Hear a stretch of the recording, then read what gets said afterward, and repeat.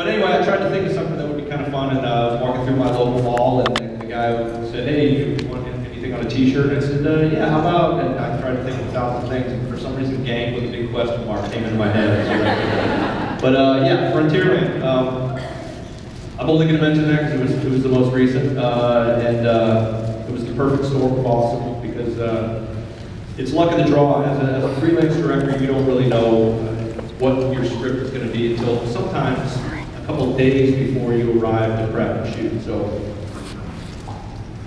it was really amazing how that happened, because I knew after I turned in Family Matters to Bob Singer and company and Sarah. They made a very nice call to my agent and said, "Hey, we really like what the guy did with Family Matters. Looks like we may have a slot opening after the first of the year for another directing spot." And of course, before my agent could even finish that sentence, I said yes. So because I don't have to tell you how much fun I have with the boys and the crew and all that. That goes without saying. But so right around the end of the year there, or the end of the year, beginning of the year, were all the Academy Award nominated movies. So I was getting in with my DGA card and I got it for free. So I went and saw this little movie called True Grit. Jeff Bridges is my favorite actor of all time, so that was a no-brainer. Plus the Coen brothers are probably in my top 5 influences. So that was a no-brainer, and I just walked out of the theater going, that was, you guys saw it. It's a phenomenal movie, everything about it. How great would it be to do a Western?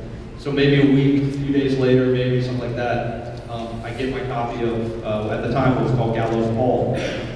And the teaser, the first page, is this gunfight between Dean and this dark figure that you don't really know who he is.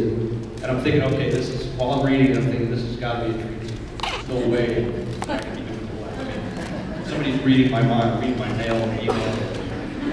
And I turn the page, and it's okay. It was some kind of flashback, and sure enough, well, Frontierland was what it was, and I had no idea the history that for years the boys have been talking about doing the Western and how great it would be to do one.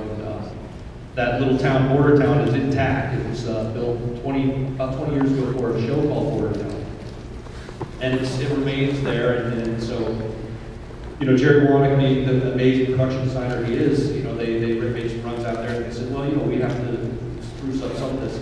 Let's stick here and do something there. But we think we can make this a usable Western town. You saw it, God, they did a great job with it. So it was inspiring, great script. I already know the cast and crew are about the best you get in the business, so it was up to me to deliver. And I think everybody liked it. I got a lot of good feedback from it.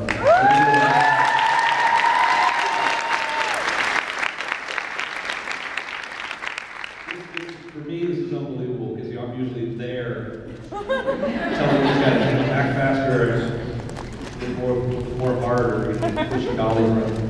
So being here is a lot. Before that, Family Matters, written another really cool script.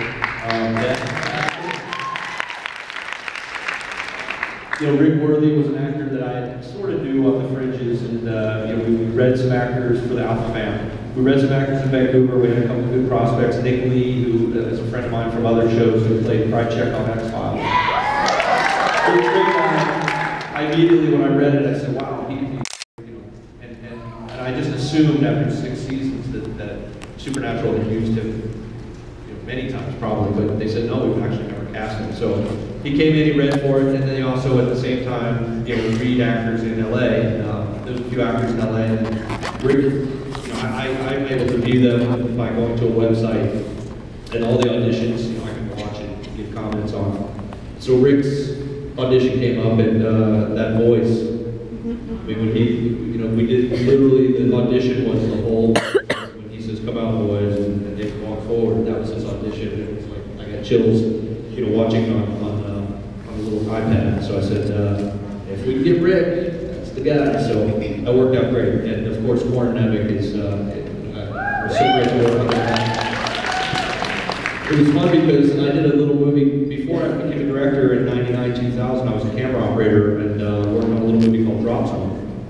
That Wesley Snipes and Gary Busey after the motorcycle accident. But a couple of the other, supporting cast were a young Gordon Nemec, who I think he had just done his run on Parker Lewis. And one of the bad guys was this actor who I actually knew his brother, who was a cameraman, and I had worked with it. And that actor was Sam Hennings, who, if you remember, that's who plays Sam Colt. So there's like a big, synchronicity there. So, and hopefully next season, I have no idea. Believe me, I have no clue what they have up their sleeves for season 7. But hopefully Samuel Colt will come back, and maybe they'll bring him to the future. That's my hope. And Sam Hennings is into it. He's way into it. Right now he's in New Orleans doing Memphis Beat, and we talked. Yeah, he's great. He's so good at that show. And then speaking of season 7, I told Jensen and Jared yesterday whether they like it or not, they're stuck with me for 3 episodes at least. And so,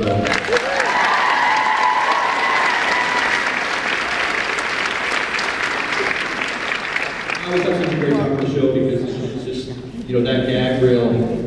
More of that happens than the serious stuff. It's just that the camera's usually only rolling on the serious stuff. Aside from those little bits and bobs, but I think season 6 will have some great bloopers too. I mean, even if they just pull them out of Family Matters and Frontierland, it'd be great.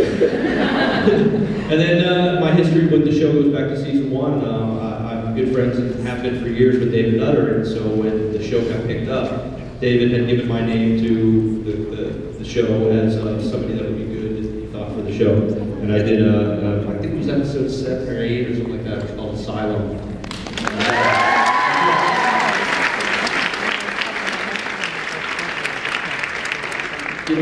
That was I had really never done anything horror-wise, because sort of how I got started as a director was in cop procedural, shootouts,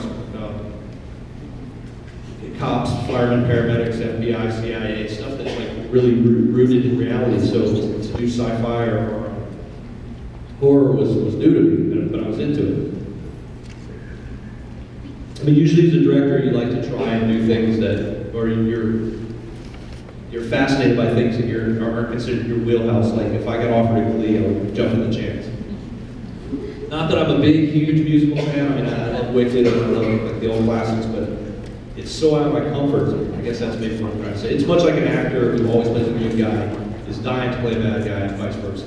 So I was really excited about it. And at the time, John Scheiden was one of the writers who I knew known from another show. And, he had sent me an email and called me and said, "Hey, we're going to send you up a couple DVDs that are sort of for our influences while we wrote it." And there were two. They took out both since been remade as American movies, but. One of them was a movie from Korea called The Tale of Two Sisters, and really creepy and scary. And they remade it. I can't remember the new title, but it was I think David Strathairn and Elizabeth Banks, and she plays like an evil stepmother. That's all I can remember. The Uninvited. I saw pieces about The Uninvited. The original is really good, and then the other one that they were all sort of hopped up on was called Shudder, and they remade that with Joshua Jackson. And I didn't see the remake, but the original is from Bangkok, Thailand. What's great is it's a low-budget movie. They had no money to make this movie, so all the scary stuff happens in camera. So it's just how slowly they dolly or just slowly pull things in and out of focus. So they're not relying on CGI, or it's all the old school stuff, and it really works great if you get a chance to see it, the original. So I remember watching those on the weekend.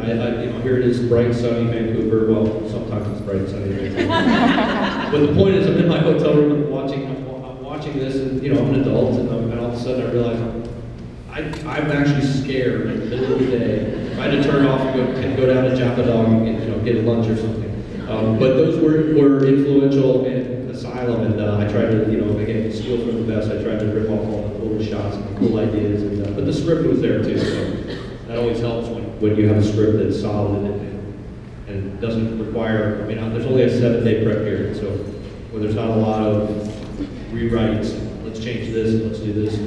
So and Frontierland was the same too. There was very few changes from the original, aside from them changing the title, which I don't know. I don't know why. I think they thought that Frontierland was a little funnier, and coming out from Bobby saying it. So that helps a lot when you have a script that stays pretty solid to what you prepped on day one.